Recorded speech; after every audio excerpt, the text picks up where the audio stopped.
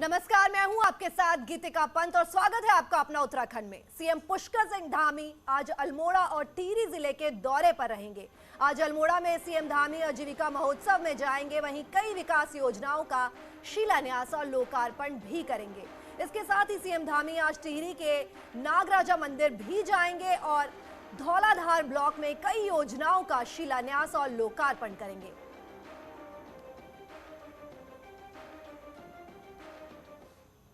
गुरुवार को देहरादून में कांग्रेस की रैली हुई, जिसमें मंच पर पूर्व सैनिकों को भी सम्मान देने के लिए बिठाया गया। लेकिन रैली में सैनिक सम्मान को लेकर बीजेपी ने सवाल खड़े किए हैं। बीजेपी का कहना है कि एक सैनिक को मंच पर बैठने की जगह नहीं दी गई, जो कांग्रेस की तरफ से सैनिकों का अपमान है। इस बात को लेकर बीजेपी नेता तेजिंदर सिंह बग्गा ने एक वीडियो ट्वीट किया तो पार्टी प्रवक्ता नुपुर शर्मा का बयान भी आया।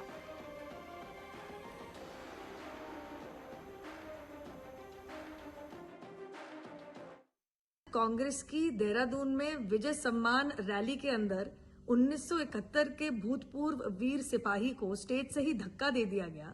उससे साफ हो जाता है कि कांग्रेस पार्टी की मानसिकता तो सैन्य विरोधी ही है, जो ओआरओपी लागू नहीं कर पाए, जो जनरल बिपिन रावत को ही सड़क का गुंडा बता देते हैं, जो फील्ड मार्शल सैम बहादुर को राज्य सम्मान तक नहीं देते हैं। अरे यहां तक कि हमारे सैनिकों के बलिदानों को खून की दलाली बता देते हैं। तो वहीं कांग्रेस का कहना है कि जिस सैनिक को मंच से धक्का देने की बात बीजेपी कर रही है, वो कांग्रेस पार्टी के ही मेंबर और सैनिक प्रकोष्ठ के प्रदेश अध्यक्ष कैप्टन बलबीर हैं और उन्हें कोई धक्का नहीं दिया गया और अपनी पार्टी मेंबर को कोई पार्टी कैसे अपमान कर सकती है।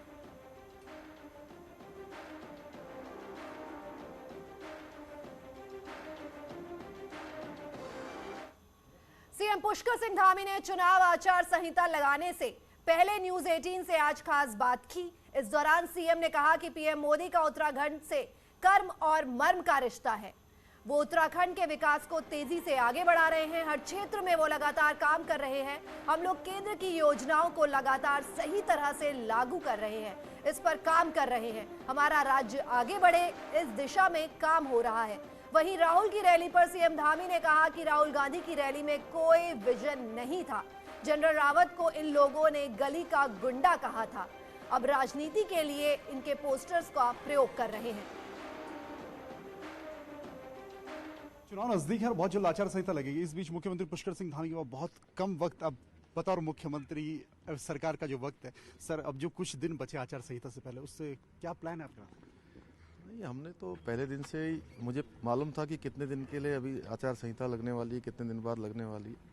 तो उसी के हिसाब से प्रत्येक पल, एक एक क्षण जो भी है, उसको हम उत्तराखंड के 1 करोड़ 25 लाख भाई बहनों के लिए समर्पित किया है और लगातार उसको करेंगे, उसी काम को बढ़ा रहे हैं। प्रधानमंत्री आज बैठक करने वाले थे और प्रधानमंत्री का सीधा एक फोकस है कि उत्तराखंड में बीजेपी फिर से सत्ता में आए। उस कंसर्न को आप कैसे देखते हैं? प्रधानमंत्री जी का उत्तराखंड के साथ एक विशेष प्रकार का लगाव है, उनका कर्म और मर्म का रिश्ता है और वो निश्चित रूप से जिस दिशा में हमारे उत्तराखंड को ले जा रहे हैं, पिछले 2014 के बाद जिस प्रकार से सड़कों के क्षेत्र में, आज हमारे हवाई सेवाओं के मामले में या अन्य स्वास्थ्य सेवाओं के बारे में या गरीबों के कल्याण की बात हो, हर क्षेत्र में उनके द्वारा काम हुए हैं।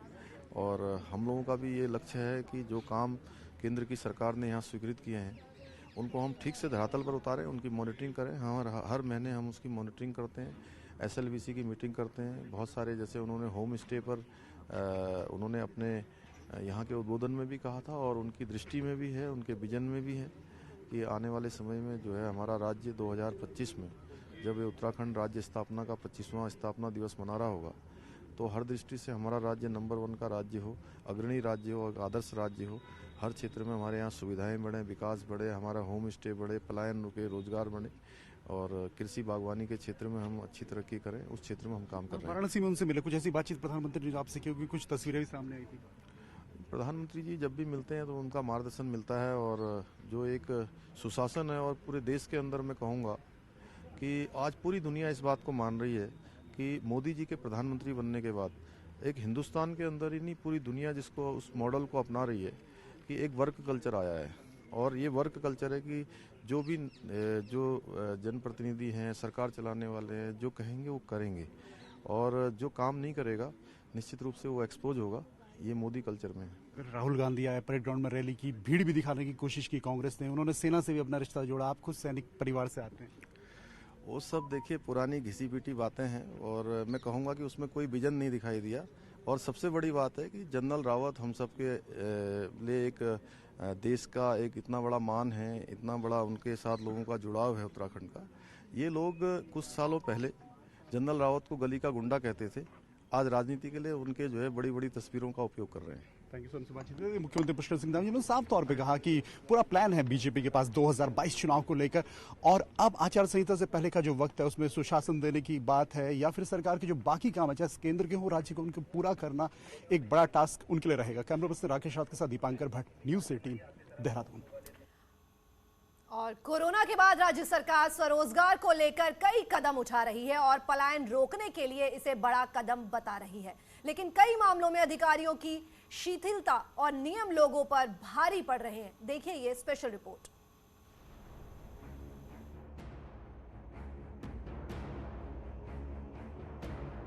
पहाड़ में सरकार के स्वरोजगार को लेकर बनाए नियम लोगों पर भारी पड़ रहे हैं। पर्यटन में लगे भीमताल से लेकर नौकुचिया ताल और 7 ताल में युवाओं के काम को या तो सीज किया जा रहा है या फिर काम से रोका जा रहा है। हालात ये हैं कि इन झीलों के आसपास jeep line, sky cycle, lake crossing मामले की फाइलें सालों से धूल फाक रही हैं, जिससे स्वरोजगार की तलाश में रुके युवा फिर से पलायन की सोचने लगे हैं। प्रशासन वहाँ पर कुछ अब नहीं करने दिया, हमें कुछ काम में रोक लगा दी गई, तो हमारी गुजारिश है प्रशासन से कि हमें करने दिया जाए काम। वैसे पर्यटन को हम बढ़ावा देने के लिए कर रहे हैं और हम अपना इंडिविजुअल नहीं कर रहे हैं, इसमें 10 लोग हमारे साथ जुड़ के काम करते हैं। चक्कर लगाने होंगे, जो काम जिले पे आसानी से हो जाता था उसके लिए अब देहरादून जाना पड़ेगा, और कहीं ना कहीं युवा ठगा सा महसूस कर रहा है कि उसे देहरादून के जाना पड़ रहा है और अपने पैसे की बर्बादी कर रही है और समय भी बहुत ज्यादा बर्बाद हो रहा है। दरअसल उत्तराखंड सरकार ने पलायन रोकने के लिए युवाओं को स्वरोजगार करने को कहा। भीमताल, नौकुचिया ताल और 7 ताल में 33 युवाओं ने आवेदन तो पर्यटन क्षेत्र में किया, लेकिन जिला प्रशासन ने इन युवाओं को अनुमति नहीं दी। हालांकि अधिकारी स्थानीय स्तर के बजाय देहरादून से ही अनुमति देने की बात कर रहे हैं। वहीं प्राधिकरण भी इन युवाओं द्वारा खुद तैयार सामान को सीज कर रहा है। हालांकि कुमाऊं कमिश्नर ने सुरक्षा का हवाला दिया। एडवेंचर एक्टिविटीज़ बिल्कुल होनी चाहिए क्योंकि इको फ्रेंडली होती हैं और रोजगार भी जनरेट करती हैं। केवल हमें एक ही इसमें रिस्क रहता है जो कि सेफ्टी का जो इशू है इसमें, बेसिकली सेफ्टी प्रिकॉशंस, और जो आपका स्टाफ है वो ट्रेंड है या नहीं। ये नहीं हम कर सकते कि किसी ने भी वॉल लगा दी और वो कर रहा है, कहीं से उसने माउंटेनिंग का कोर्स किया हुआ है या फॉर दैट मैटर पैराग्लाइडर्स हैं या वाटर स्पोर्ट्स में है, वो कहीं ना कहीं से सर्टिफाइड जरूर हो। बहरहाल स्वरोजगार का दावा युवाओं के लिए सरकार कर रही है, लेकिन हालात धरातल पर अलग है। ऐसे में अगर पहाड़ में इनको रोजगार की अनुमति ही नहीं मिलेगी तो कैसे पहाड़ की जवानी पहाड़ के काम आएगी। नैनीताल से वीरेंद्र बिष्ट की रिपोर्ट।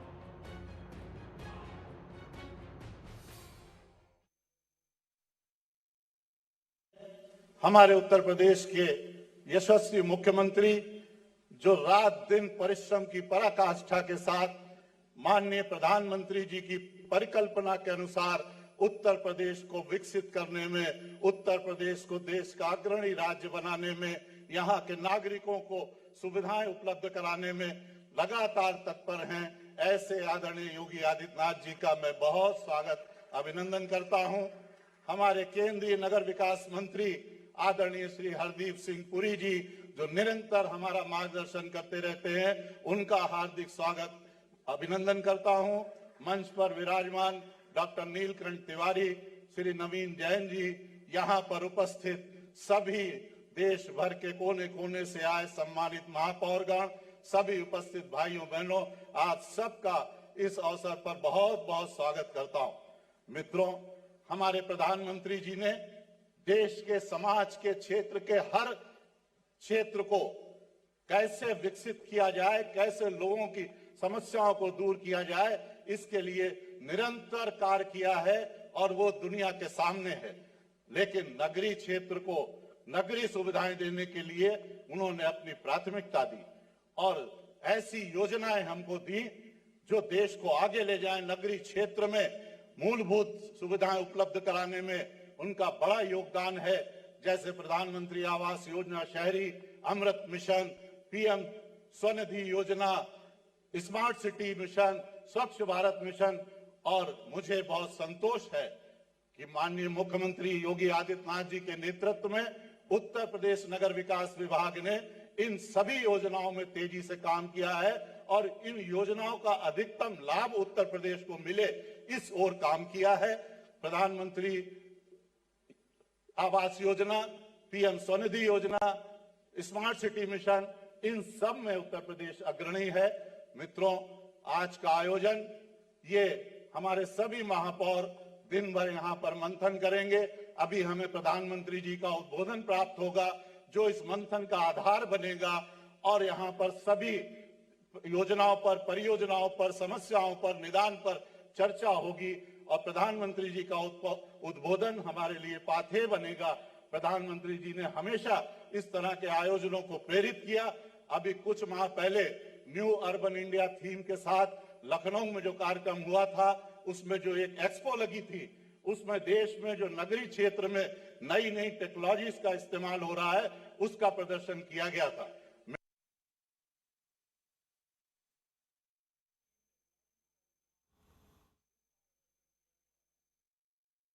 प्रधानमंत्री जी का बहुत बहुत स्वागत, अभिनंदन, वंदन। धन्यवाद माननीय। आजादी के अमृत महोत्सव के इस अमृत काल में माननीय प्रधानमंत्री जी की प्रेरणा और कल्पना के साथ नए शहरी भारत का निर्माण कर रहे हैं माननीय आवासन एवं शहरी कार्य मंत्री भारत सरकार माननीय श्री हरदीप सिंह पुरी जी। हम उनसे अनुरोध करेंगे कि आज के इस अवसर पर अपने विचार प्रकट करें।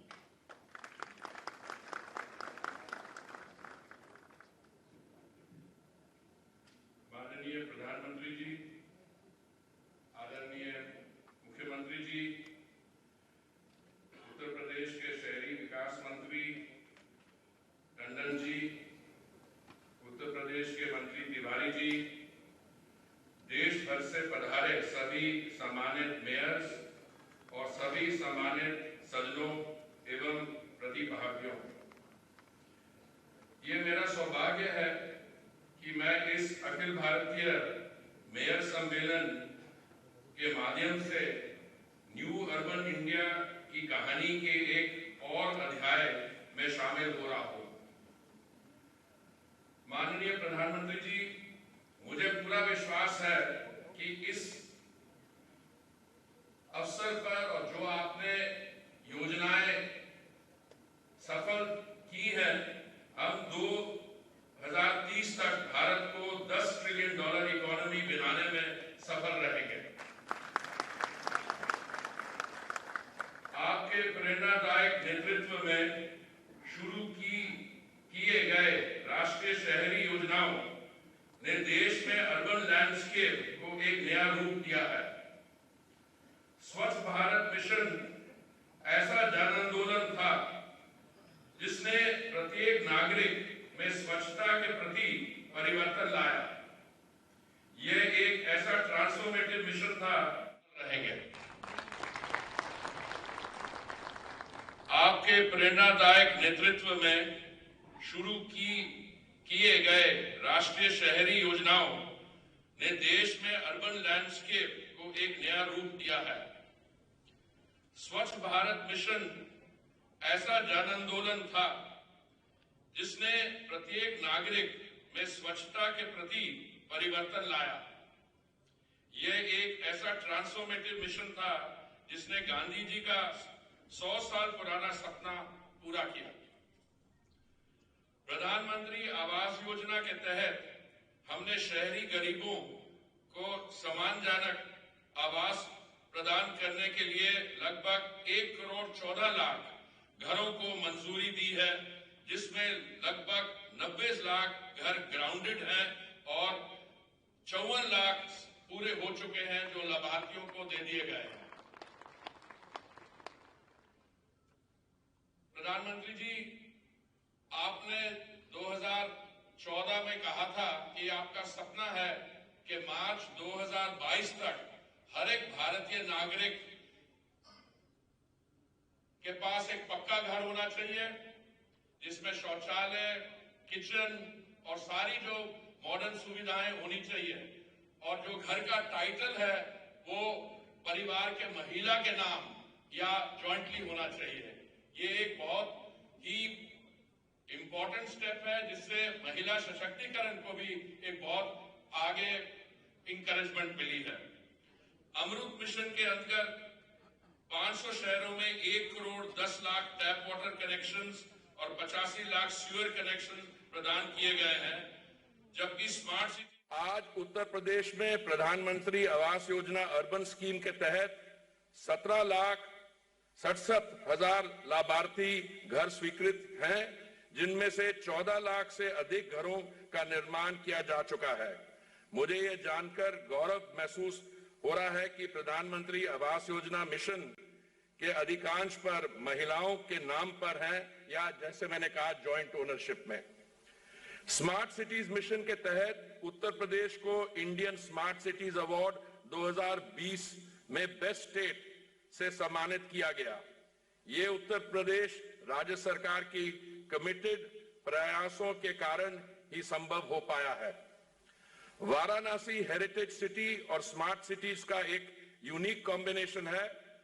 अपने रिच कल्चरल कैरेक्टर को खोए बिना वाराणसी आज एक मॉडर्न सिटी बनने जा रहा है। माननीय प्रधानमंत्री जी, अभी कुछ दिन पहले ही आपने काशी विश्वनाथ फेथ कॉरिडोर के उद्घाटन द्वारा इस सरकार का भारतीय सभ्यता और संस्कृति के प्रति कमिटमेंट फिर से दिखाया।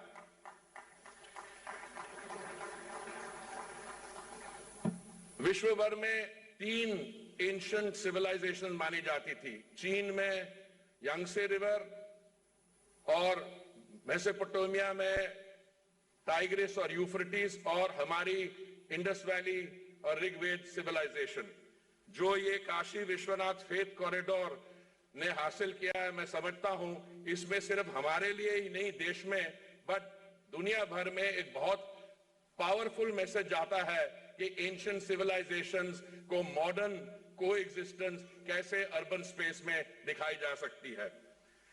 मेरा मानना है कि वाराणसी भारत के डाइवर्स इतिहास को दर्शाता है। ये गर्व की बात समझता हूं इसमें सिर्फ